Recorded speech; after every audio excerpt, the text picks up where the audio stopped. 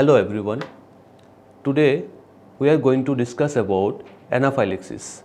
Let me introduce myself first. My name is Prayas Roy, working as an assistant professor under Yenepoya School of Allied Health Sciences, Yenepoya deemed to be university.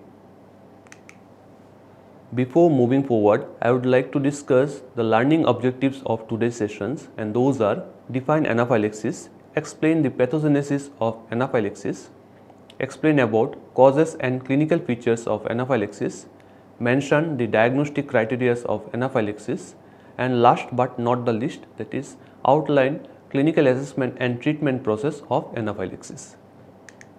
Let's start with the introduction.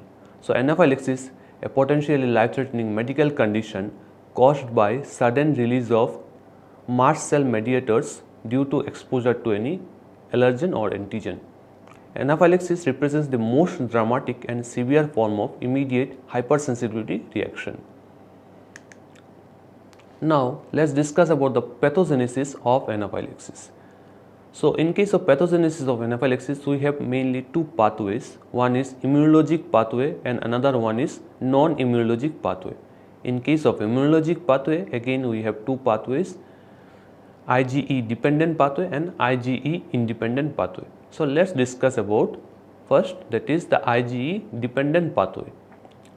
So, for example, a person who is exposed to any allergen, an allergen can be a foreign body, like for example maybe a food particle or maybe drugs or maybe insect bites or simple insect bites or stings, or maybe a latex material, or it can be any foreign material the person body is exposed to. So, that is called as the initial exposure to the antigen or allergen, and also known as sensitization. From that part, the antigen presenting cells in that person's body, those are immunocells which will present the antigen to Th cells or helper cells, helper T cells.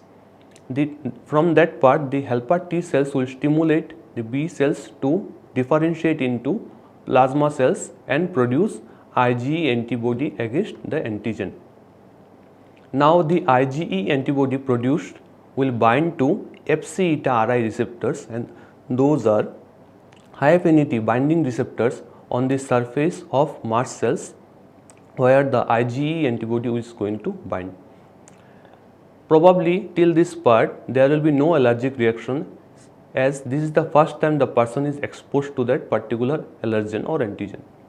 Now, on subsequent re-exposure to that antigen, this antigen will cause cross-linkage of IgE Fc eta Ri receptors on the surface of mast cells.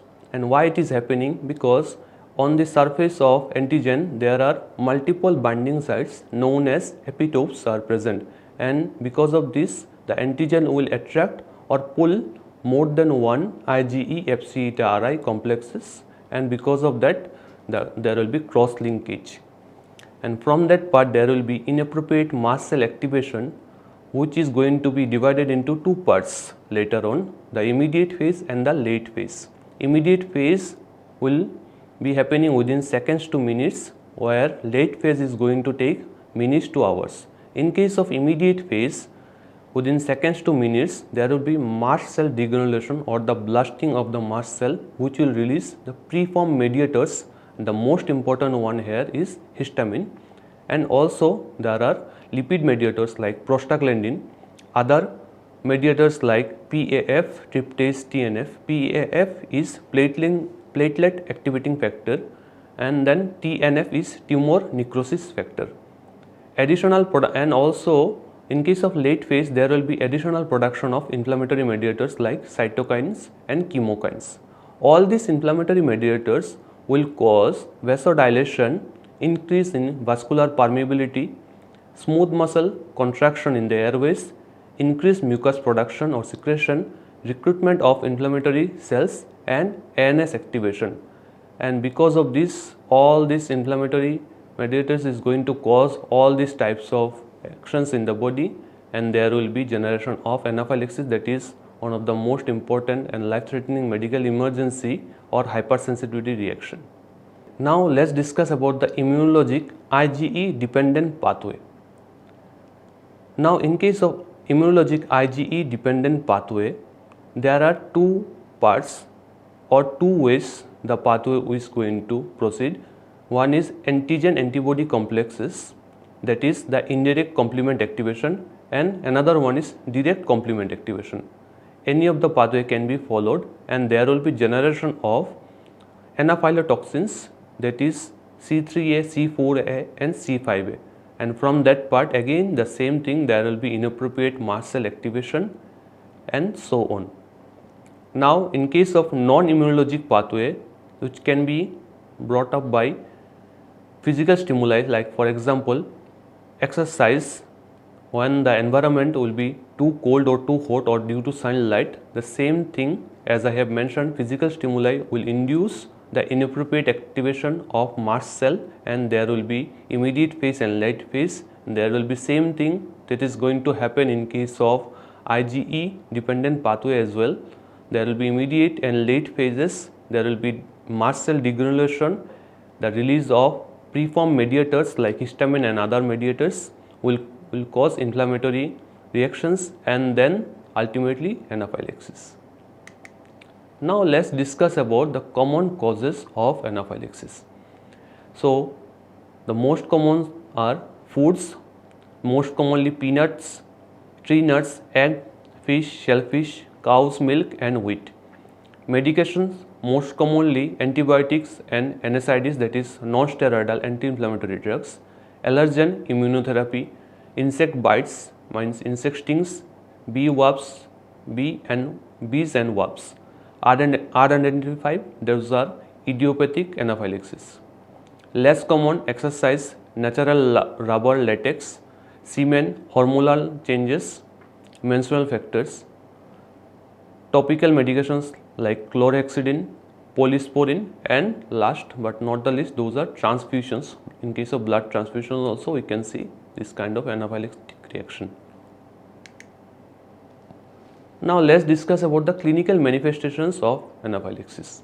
So, either it will be in the skin or it will be in some body system. So, in case of skin, we can see urticaria, angioedema, erythema or flushing, pruritus, eczema. In case of respiratory system, and which is divided into two parts, upper airway and lower airway. In case of upper airway, we have nasal congestion, sneezing, hoarseness of voice, cough, laryngeal edema. Lower airway, we have dyspnea, cough, bronchospasm, wheezing and chest tightness. In case of cardiovascular system, hypotension, dizziness, syncope, tachycardia. In case of gastrointestinal system, nausea, vomiting, abdominal pain, diarrhea. Neurologic, lightheadedness, dizziness, confusion. Oropharyngeal part, pruritus, tingling and angioedema. Others, sense of impending doom, anxiety. Now, let's discuss about the diagnostic criteria of anaphylaxis. So, acute onset of illness within minutes to hours involving skin and mucosal tissue and at least one of the following. Those are: number 1, involvement of skin on mucosal tissues, generalized urticaria, hives, angioedema and flushing. Respiratory compromise, stridor, wheeze, dyspnea and cyanosis. Hypotension, and the last one is persistent gastrointestinal symptoms, can be in the form of abdominal pain and vomiting. Now, clinical assessment.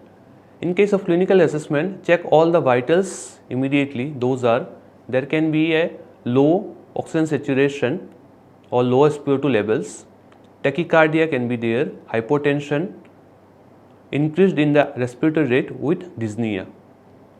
Look for cutaneous flushing with pruritus and urticaria as early signs in a case of anaphylaxis. Those are most common, and also to take a sampler history if the time permits. So, sampler history is nothing but S stands for signs and symptoms, A stands for allergies, M stands for medications, P stands for past medical history, L stands for last oral intake, E stands for events leading to the condition, and R stands for risk factors. Now, talking about the treatment or management of anaphylaxis. In case of first line management, triage any allergic reaction with urgency as they are at the risk for rapid deterioration. Airway, examine the airway of the patient to check the patency and be prepared to intubate early as there can be signs of early airway compromise which can lead to respiratory arrest as well. Decontamination, decontaminate any offending agent if known. Now start with IV fluids as 1 to 2 liter of NS required to treat the hypotension. Epinephrine, which is the drug of choice in case of anaphylaxis, can be given in the form of IM doses 0.3 to 0.5 mg and can be repeated every 5 to 15 minutes up to 3 doses. And if those IM doses are not working, we can go for IV infusion of epinephrine as well. Oxygen. Titrate the oxygen as per the condition and continuously monitor pulse oximetry. Now adjunctive therapies or second line treatment. Antihistaminics, minor allergic symptoms like hives, itching and rash. H1 antihistaminics like example cetirizine 10 mg over 1 to 2 minutes or diphenhydramine 25 to 50 mg over 5 minutes. H2 antihistaminic like ranitidine via IV as 50 mg in 20 ml 5% dextrose over 5 minutes. Bronchodilators, useful adjunct to treat bronchospasm like in case of example salbutamol can be given 2.5 to 5 mg and repeated if necessary. Now continue with the second line treatment. Corticosteroids. Corticosteroids are given for the reduction of length or biphasic response of anaphylaxis. Hydrocortisone 100 mg IV can be given in that case. Glucagon, if the anaphylaxis is refractory to epinephrine, we can go with the 1 mg slow IV bolus followed by infusion of 1 mg per hour of glucagon. Now let's discuss the summary of this session. Anaphylactic reactions were classified as IgE mediated responses while anaphylactoid reactions as IgE independent events. Common inciting sources may include exposure to certain medications, foods and insect stings. Emergency management starts with airway breathing and circulation. First line therapies for anaphylaxis is airway protection, oxygen, decontamination, epinephrine and crystalloids have immediate effect during the acute stage. These are the references I have mentioned here. There are 2 references and that's all from my side. Thank you.